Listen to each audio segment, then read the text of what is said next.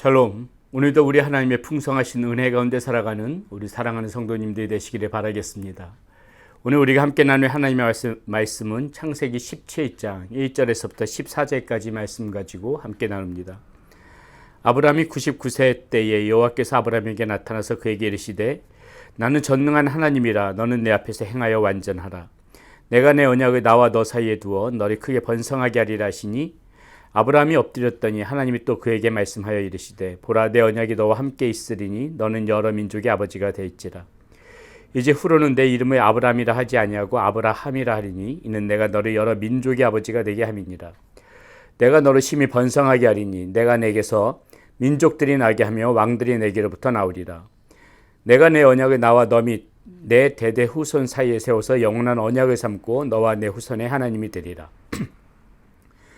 내가 너와 내 후손에게 내가 거류하는 이 땅 곧 가나안 온 땅을 주어 영원한 기업이 되게 하고 나는 그들의 하나님이 되리라. 하나님이 또 아브라함에게 이르시되 그런즉 너는 내 언약을 지키고 내 후손도 대대로 지키라. 너희 중 남자는 다 할례를 받으라. 이것이 나와 너희와 너희 후손 사이에 지킨 내 언약이니라. 너희는 포피를 베어라. 이것이 나와 너희 사이의 언약의 표징이니라.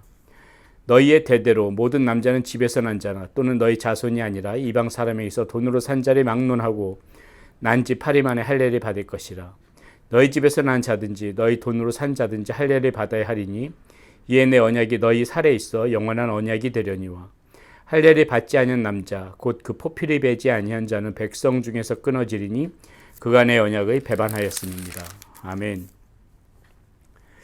우리는 어제 말씀 가운데서 아브라함과 사라가 그 하나님의 그 약속의 말씀을 기다리지 못하고 성급하게 그 사라의 여종 하갈을 통하여서 이스마엘이 출생했던 그것을 가지고 어제 말씀 가운데 나누었습니다.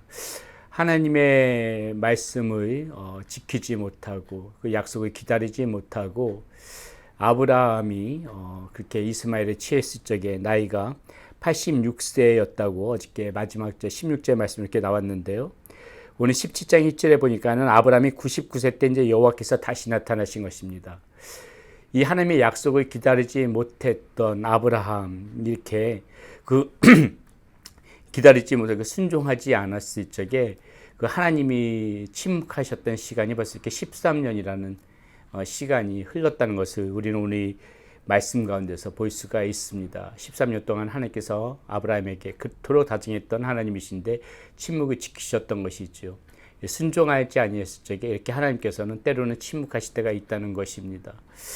자, 사랑하는 여러분, 자, 오늘 말씀 가운데서 우리가 이제 다시 한번 이제 새롭게 이 아브라함에게 나타나서 하나님이 다시 한번 이 언약을 확인시키시는 그 장면이 오늘 말씀 가운데 나오는데 오늘 우리가 이 말씀 가운데서 크게 두 가지를 한번 생각해 봤으면 좋겠습니다. 하나는 이 이름에 대해서 생각해 봤으면 좋겠고요. 그리고 오늘 또 하나는 이 말씀 중에 나오는 할례에 대해서 좀 다시 한번 생각해 보는 그런 시간을 가져보도록 하겠습니다. 자, 하나님께서 다시 이제 99세 때 여호와께서 아브라함에게 나타나시는데요. 나타나시면서 다시 한번 이 언약을 확인시켜 주시는 것입니다. 그 하나님의 그 언약을 지키지 못하고 기다리지 못하고 성급하게 행했던 아브라함에게 다시 상기시켜 주시는 것이죠. 2절 말씀이 이렇게 나옵니다. 내가 내 언약을 나와 너 사이에 두어 너를 크게 번성하게 하리라 하시니. 자, 이렇게 다시 한번 하나님께서 처음 약속하셨던 그 말씀을 다시 들려주시죠. 그러면서 4절 5절이 이렇게 나옵니다. 보라 내 언약이 너와 함께 있으니 너는 여러 민족의 아버지가 될지라. 이제 후로는 내 이름을 아브라함이라 하지 아니하고 아브라함이라 하리니 이는 내가 너를 여러 민족의 아버지가 되게 함이니라. 이렇게 지금 하나님께서 말씀해 주고 있습니다. 자, 아브라함 이름이 바뀌기 전에 아브라함의 뜻은요. 고귀한 아버지 또는 족장이라는 그러한 의미를 가지고 있습니다. 그냥 일반적인 것이지요. 그런데 하나님께서 이 바꿔 불러주신 이름 아브라함은 무엇이냐면요. 모든 사람의 아버지, 그 열국의 아비가 되어지는 그런 뜻을 가지고 있습니다. 자, 하나님께서 이렇게 이름을 아브라함에게 바꿔주신 이유가 무엇일까요? 하나님께서 특별하게 아브라함이라는 이름을 이렇게 지명하여서 이렇게 들려주심으로 말미암아 이제 아브라함은 어디를 가든지 간에 자신을 가리켜서 하나님께서 지어주신 이름, 저의 이름은 아브라함입니다. 이렇게 이야기하겠죠.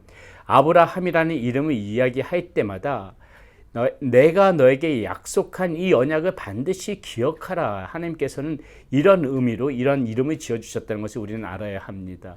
하나님께서 특별하게 그 이름을 지어주실 때는 항상 그 이름을 부를 때마다 내가 너에게 무엇을 약속했는지, 내가 너에게 어떤 언약을 맺었는지 그것을 기억하면서 살아야 된다는 것이죠. 사랑하는 여러분, 우리도 하나님께서 우리에게 이렇게 아브라함처럼 그런 이름을 주신 그런 건 없겠지만은 하나님께서 우리에게 주신 그런 약속의 말씀들 아마 저와 여러분들 가운데는 다 있을 것입니다. 하나님께서 여러분들에게 들려주신 말씀들, 하나님께서 특별히 여러분들에게만 특별하게 하신 말씀들, 그런 말씀들이 있다면요, 우리는 무엇을 생각해야 됩니까? 하나님께서 그렇게 말씀해 주실 때는 그 말씀이 나에게는 특별한 의미가 있다는 것입니다. 그것은 일반적인 그러한 말이 아니라는 것이죠.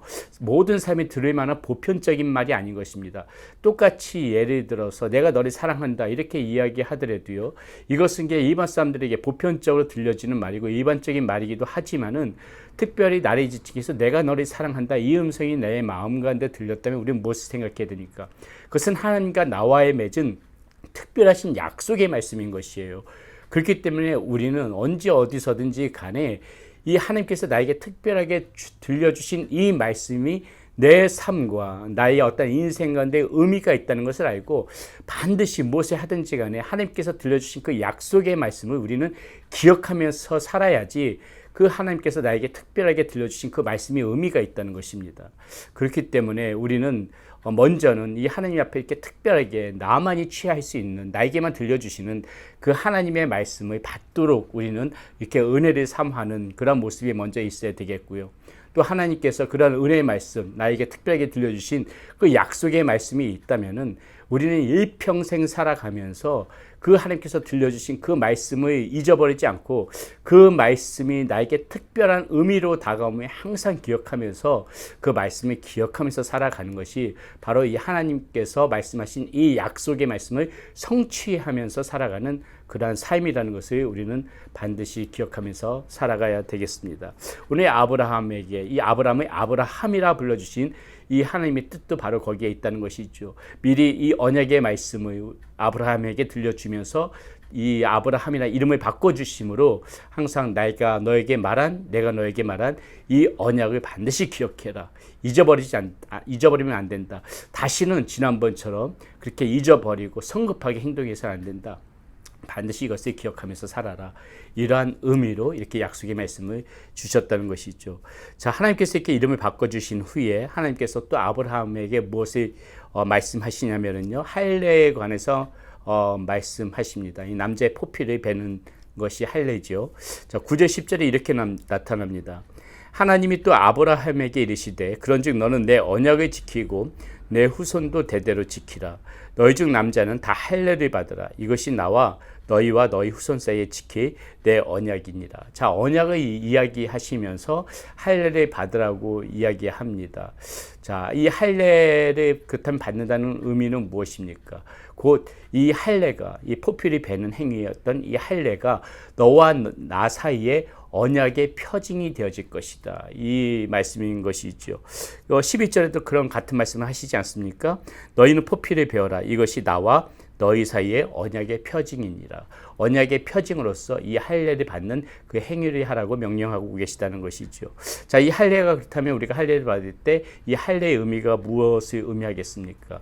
더 이상 너는 육체적으로 독립되었다는 것을 자랑하지 마라. 그것을 육체적으로 독립되었다는 그 생각을 버리면서 살아야 된다. 무슨 말입니까? 네 힘대로 살지 말라는 것이에요. 이 포피를 베는 행위, 이 할례의 행위는 네 힘대로, 네 능력대로, 이 육체의 그러한 정욕대로 살아가는 것이 아님을 반드시 기억하라. 이 할례의 행위는 그런 의미가 담겨져 있고요. 또 하나는 미래 후손과 번영에 대한 희망이 너희들의 능력 가운데 있지 않다. 곧 내 손 안에 있다. 이것을 의미하는 행위로서 이렇게 할례를 행하라고 명령하신 것을 우리는 볼 수가 있습니다. 그렇다면 여러분, 우리가 이 할례를 생각하면서 반드시 잊지 말고 우리가 생각해 봐야 될 것이 이런 육체적인 할례, 이제 구약 시대 때는 그러한 것이 중요한 그 하나님과 사이의 언약의 표징이기 때문에 중요한 의미가 있겠지만은 지금 우리가 생각해야 될 것은 무엇입니까? 이 할례를 어떤 의미로 받아들여야 됩니까? 우리는 이 할례 행위를 우리 사도 바울의 말을 통해서 좀 봤으면 좋겠는데요. 로마서 2장 28절 29절 말씀 한번 보도록 하겠습니다. 자, 오늘 우리는 이 할례를 어떤 의미로 받아들이면서 생각해야 될까? 사도 바울이 이렇게 이야기하죠. 로마서 2장 28절 29절에서 무릇 표면적 유대인이 유대인이 아니요 표면적 육신의 할례가 아니니라. 오직 이면적 유대인이 유대인이며 할례는 마음에 할지니 영에 있고 율법 조문에 있지 아니한 것이라. 그 칭찬이 사람에게서가 아니요 다만 하나님에게서니라. 자, 이렇게 말하고 있습니다. 일찍이 이제 이 사도 바울이 복음을 전도할 때 많은 유대인들이 이 할례 부분을 가지고 이야기한 적이 있습니다. 예수님한테도 마찬가지죠. 자, 이 유대인들이 이 할례 받지 않는 이방인, 이방인들은 할례를 안 받지 않았습니까? 그러니까는 이 할례 받지 않은 이방이 어떻게 우리와 같을 수 있느냐, 이것을 가지고 많이 트집을 잡고 그랬었는데요. 이 사도 바울은 이제 그 말에 완전 세게를 박는 것이죠. 이 육체의 할례, 더 이상 이 육체의 할례가 중요한 것이 아니다.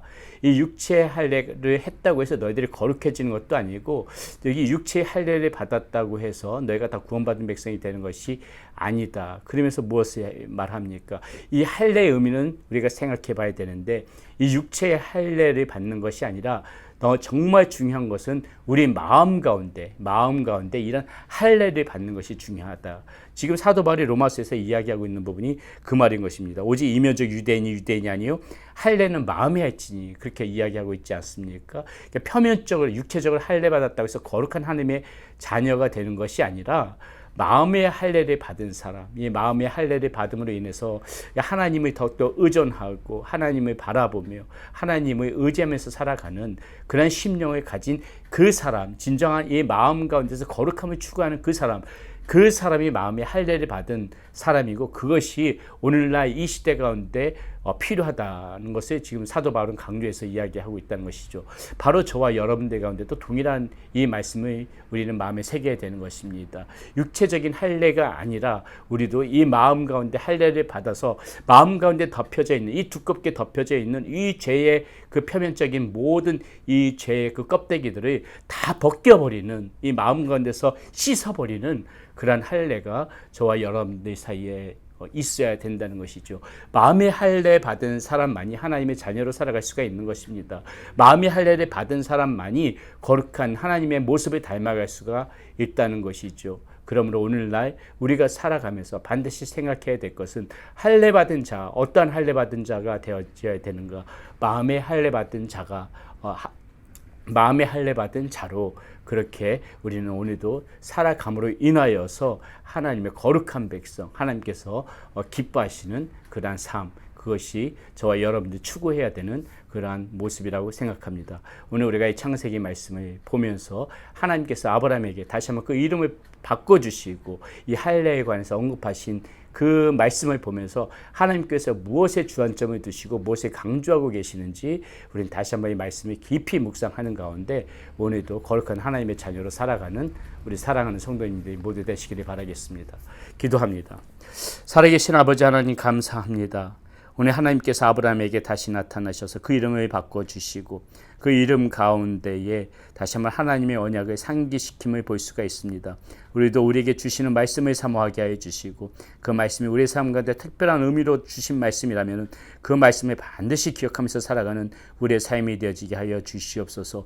육신의 할례가 중요한 것이 아니요 마음의 할례가 오늘 이 시대 가운데 우리에게 필요합니다. 하나님, 우리의 마음 가운데 덮여져 있는 죄의 그 두꺼운 표피들을 잘라내게 하여 주시고, 할례 받은 자로서, 마음의 할례 받은 자로서 하나님의 자녀답게 살아갈 수 있는 성도님들 모두 되실 수 있도록 인도하여 주시옵소서. 우리 주 예수 그리스도의 이름으로 감사하며 기도드렸습니다. 아멘.